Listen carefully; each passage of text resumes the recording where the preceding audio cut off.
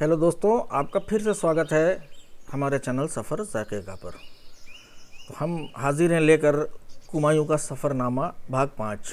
पिछले भाग में आपने देखा कि हम गांधी स्मारक अनासक्ति आश्रम में जा कर के वहाँ हमने बहुत सारा सुकून हासिल किया, शांति प्राप्त की, और फिर वहाँ से हम निकल कर के आगे चले बिनसर की ओर। रास्ते में हमने बहुत मज़ा किया। अब देखते हैं हमारा आगे का सफ़र।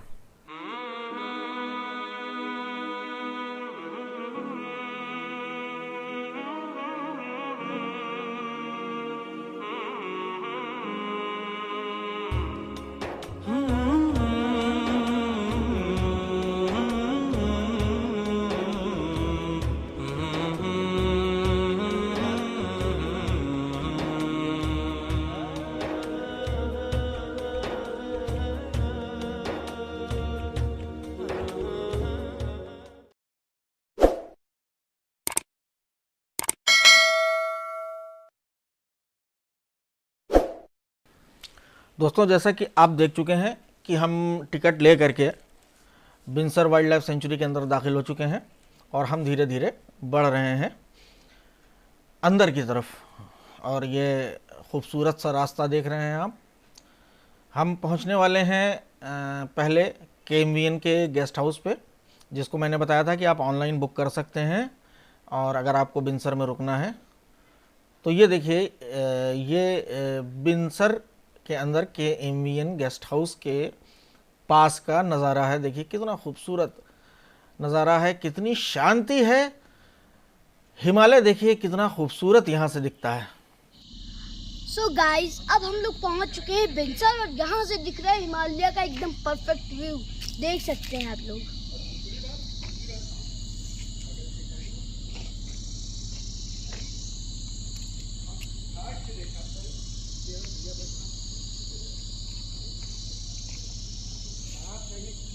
सो व्यू कैसा लगा गाइस? तो चलिए बढ़ते हैं थोड़ा और आगे की तरफ, 0 पॉइंट तक। ये वन विभाग का स्टेशन है, क्रू स्टेशन बिनसर का, और ये रोड आकर के बिनसर वाली यहाँ पर ख़त्म हो जाती है। ये एक बहुत खूबसूरत पिकनिक स्पॉट है। यहाँ पे आकर के आप बहुत एंजॉय कर सकते हैं।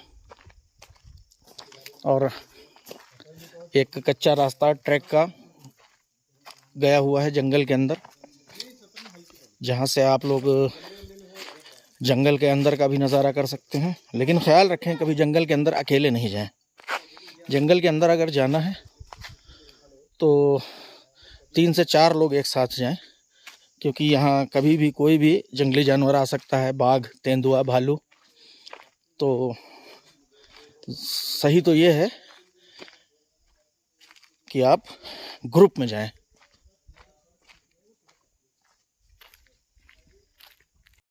अब हम लोग आ चुके हैं बिनसर के 0 पॉइंट पे, और यहाँ पर पूरा घना जंगल है। और अभी हम लोग को उस घने जंगल में जाना है जहाँ पर हम लोग को कोई भी अजीब सा जानवर मिल सकता है। तो हम आपसे नमाज पढ़ के मिलते हैं, तब तक आप जंगल के रूहानी माहौल का मज़ा लीजिए।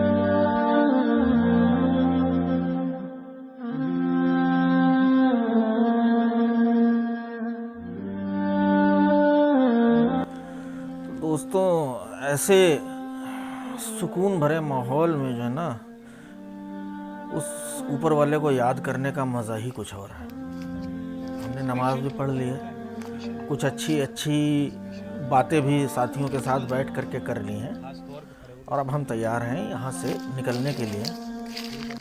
उससे पहले आप एक मर्तबा और ये देख लीजिए, ये वन विश्राम गृह, और यहाँ पर स्वामी विवेकानंद जी की तस्वीर लगी हुई है। और यहाँ पर ऐसा बताया गया है कि स्वामी विवेकानंद जी जब अल्मोड़ा आए थे तो इसी डाक बंगले के में रुके थे आकर के। तो इसका भी अपना एक ऐतिहासिक महत्व है। तो आइए, यहाँ पर आइए और घूमिए। और हम अब निकल रहे हैं अपने आगे के सफ़र पर, जहाँ हम अल्मोड़ा होते हुए मुक्तेश्वर तक जाएंगे। तो देखिए, ये रास्ता खूबसूरत तो है ही, लेकिन थोड़ा सा ट्रिकी भी है, क्योंकि ऑफ रोडिंग है और सड़क बहुत अच्छी बनी नहीं हुई है, गिट्टियाँ पड़ी हुई हैं सड़क पर। तो बाइक से आने वाले ख़ास इस बात का ख्याल रखें कि बाइक स्लिप हो सकती है। कार में तो ऐसा कोई ख़तरा नहीं होता है, लेकिन बाइक से आने वालों को थोड़ा सा इस बात का ख्याल रखना पड़ेगा। तो दोस्तों, आप सोच रहे होंगे कि ये फिर से हिमालय दिखाने लगे हैं। एक्चुअली एक रास्ते में अड़चन है, और वो अड़चन क्या है वो मैं अभी आपको दिखाता हूँ। पहले आप देख लीजिए हिमालय के ये ऊंचे ऊंचे शिखर,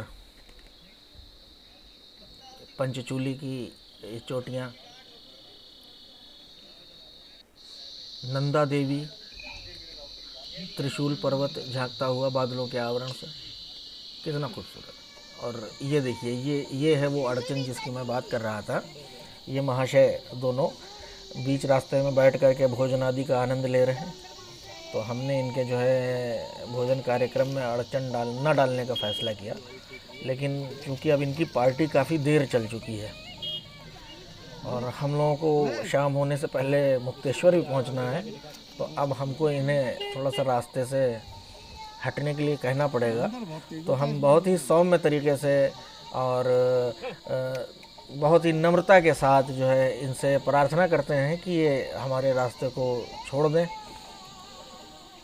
तो हाँ, देखिए, शायद ये मान गए हैं और इन्होंने हमारा रास्ता खाली कर दिया है और अब हम आगे बढ़ सकते हैं। तो दोस्तों, हम अड़चन पार करते हुए मुक्तेश्वर की तरफ बढ़ चुके हैं। तो आप रास्ते का आनंद लीजिए, और रास्ते का आनंद लेते लेते मैं आपको मुक्तेश्वर के बारे में कुछ महत्वपूर्ण जानकारियां भी दे देता हूं। तो दोस्तों, बिनसर से मुक्तेश्वर की दूरी है 75 किलोमीटर। नैनीताल से मुक्तेश्वर की दूरी 50 किलोमीटर। काठगोदाम से 60 किलोमीटर। हल्द्वानी से 66 किलोमीटर। लखनऊ से 407 किलोमीटर और दिल्ली से 341 किलोमीटर मुक्तेश्वर स्थित है। नज़दीकी एयरपोर्ट है पंतनगर, जो कि 92 किलोमीटर है। अब ये थोड़ा सा कम ज़्यादा हो सकता है, क्योंकि कई रूट्स हैं, अलग अलग रूट से जब आप आएंगे तो थोड़ा सा किलोमीटर्स का फ़र्क हो सकता है। और मेन बात यह है कि मुक्तेश्वर का एलिवेशन जो है वो तकरीबन 2100 मीटर से ले करके और 2500-2600 मीटर तक है अलग अलग जगह पे, क्योंकि मुक्तेश्वर एक काफ़ी बड़ा एरिया है। और उसमें जो मेन पॉइंट है मुक्तेश्वर का, जहाँ पर लोग जाते हैं डेस्टिनेशन, वो करीब 2400 से 2500 मीटर की ऊंचाई पर स्थित है।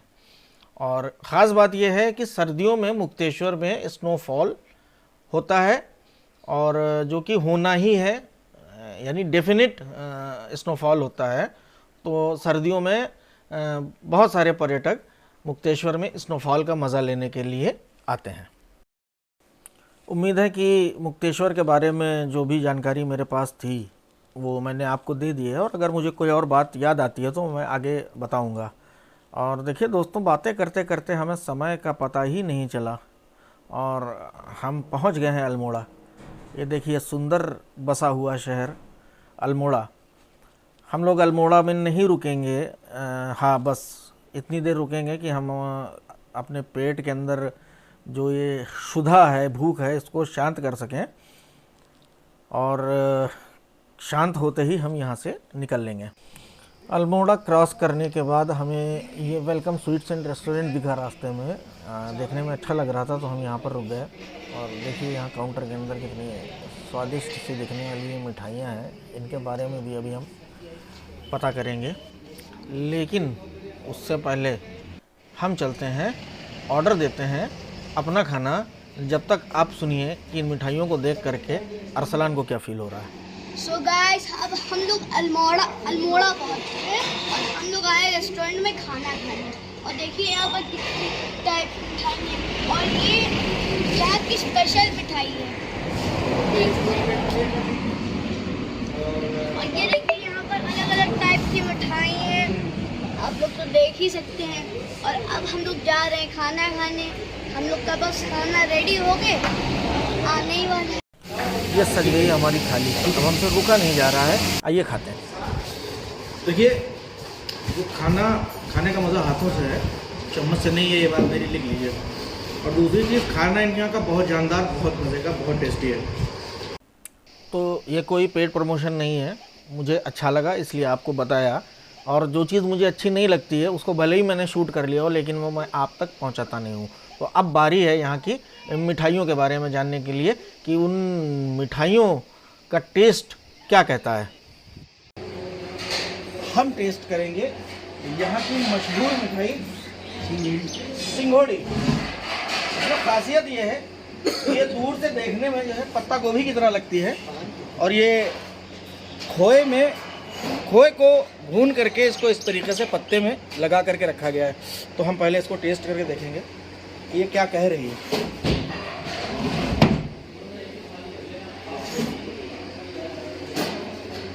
हमारे यहाँ मैदानों में पेड़ा जो मिलता है उसका ये सॉफ्ट वर्जन है, और ये तेंदू का पत्ता है, ये मालू का पत्ता। इस पत्ते का फ्लेवर बहुत अच्छा आ रहा है इसके अंदर। इसका टेस्ट भी है, एक अलग ही चीज़ है। ये कौन सी दूसरी मिठाई है? ये बाल मिठाई, बाल मिठाई यहाँ की मशहूर बाल मिठाई। खोए की बनी हुई जी, खोए की बनी हुई, और उसके ऊपर ये शक्कर के छोटे छोटे कैरेमलाइज उसका दाना दाने शक्कर के। मुझे याद आ रहा है हमारे यहाँ मैदानों में कुछ मिल्क केक मिलता है, इसके जैसा टेक्सचर लग रहा है, मिल्क केक जैसा।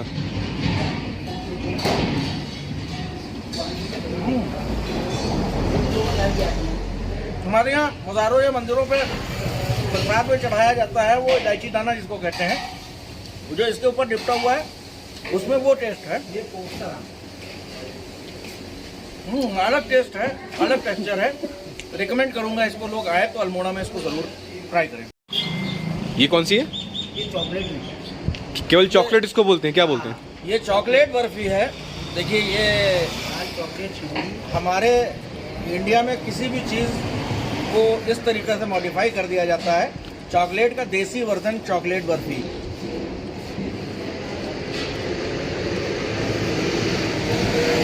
वो यार चॉकलेट का फ्लेवर तो नहीं है, लेकिन फिर भी जो भी है बहुत अच्छा टेक्सचर आ रहा है और स्वाद बहुत अच्छा है। तो भाई चौड़े से खा पी के हम लोग फिर बैठ गए अपनी सवारी पे और निकल पड़े हैं मुक्तेश्वर की ओर।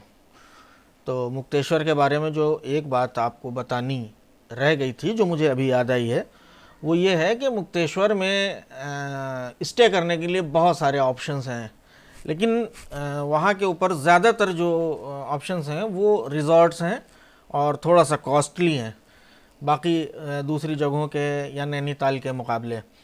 और रिज़ॉर्ट्स के अलावा कुछ होम स्टेज भी हैं जो थोड़ा सा कंपैरेटिवली सस्ता स्टे आपको अवेलेबल करा सकते हैं।